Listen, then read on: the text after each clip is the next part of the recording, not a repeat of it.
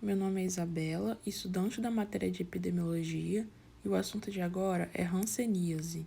É uma doença conhecida desde a antiguidade pelos nomes de lepra e morféia, e que devido à incapacidade física que provoca nos pacientes sem tratamento, ou naqueles que tiveram um diagnóstico tardio, foi motivo secularmente de grande discriminação contra o portador dessa doença.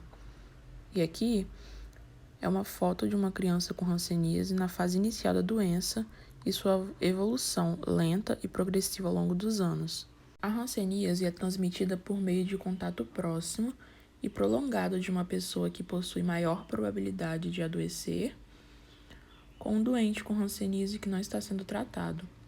Normalmente, a fonte da doença é um parente próximo que não sabe que está doente, como avós, pais, irmãos, cônjuges.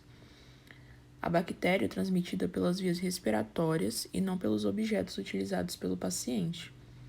Estima-se que a maioria da população possua defesa natural contra a bactéria. Portanto, a maior parte das pessoas que entrarem em contato com o bacilo não adoecerão. Sabe-se que a suscetibilidade ao Mycobacterium leprae possui influência genética. Assim, familiares de pessoas com hanseníase possuem maior chance de adoecer. Sobre variáveis, é importante lembrar que a transmissão do Mycobacterium leprae ocorre de indivíduo para indivíduo. As variáveis relativas aos hospedeiros envolvem carga genética, estado imunológico, idade e conduta pessoal. A incidência de hanseníase nas formas multibacilares cresce com a idade, encontrando-se uma maior frequência dessas formas de doença quando comparada com as formas paucibacilares em adultos com mais idade. Isto se deve, provavelmente, ao período de incubação mais longo para as formas multibacilares da doença. Isso pode ser explicado por fatores relacionados aos indivíduos, como a resposta imunitária, que estaria vinculada ao estado nutricional das crianças. Existe a hipótese de que o subdesenvolvimento e as precárias condições de qualidade de vida podem resultar em maior contato do homem com o ambiente natural e, consequentemente, com possíveis reservatórios extra-humanos. A partir da década de 1940, estudos demonstram que as áreas de maior prevalência de hanseníase apresentam a maior parte da população vivendo em locais com serviços de saúde inadequados e condições sanitárias precárias.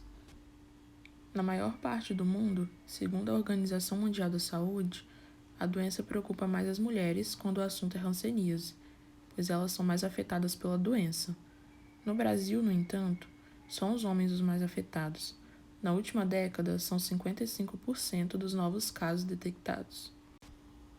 Para Sandra Durães, coordenadora do Departamento de hanseníase da Sociedade Brasileira de Dermatologia, isso pode estar relacionado a uma série de fatores, como a classe social e a menor frequência com que eles vão às consultas médicas. Ela ressalta que a hanseníase tem uma característica interessante. A pessoa precisa estar atenta aos sinais do próprio corpo. Muitas vezes são manchas silenciosas que não doem e não coçam. E sabemos que, culturalmente, o homem brasileiro tem muita dificuldade de ir ao médico e cuidar da própria saúde. Analisando as variáveis relativas ao ambiente, leva-se em consideração a distribuição geográfica da doença, que se apresenta de forma irregular em termos de incidência e entre as formas clínicas. Alguns dados sugerem a maior incidência da doença em áreas rurais do que em centros urbanos. As principais características da área rural que poderiam explicar o caráter endêmico da doença seriam as péssimas condições de saneamento ou mesmo a criação de animais que provocariam a proliferação de insetos, atuando como possíveis vetores. Por outro lado, a urbanização que ocorre de forma desorganizada em função do êxodo de populações em busca de uma oportunidade de trabalho nas cidades coloca esses indivíduos em condições subhumanas, acarretando situações de risco, não só no que diz respeito à hanseníase, mas em relação a muitas outras doenças. Lembrando da transmissão de indivíduo para indivíduo, A aglomeração é uma característica das relações das pessoas com seu habitat, como possíveis causas da hanseníase.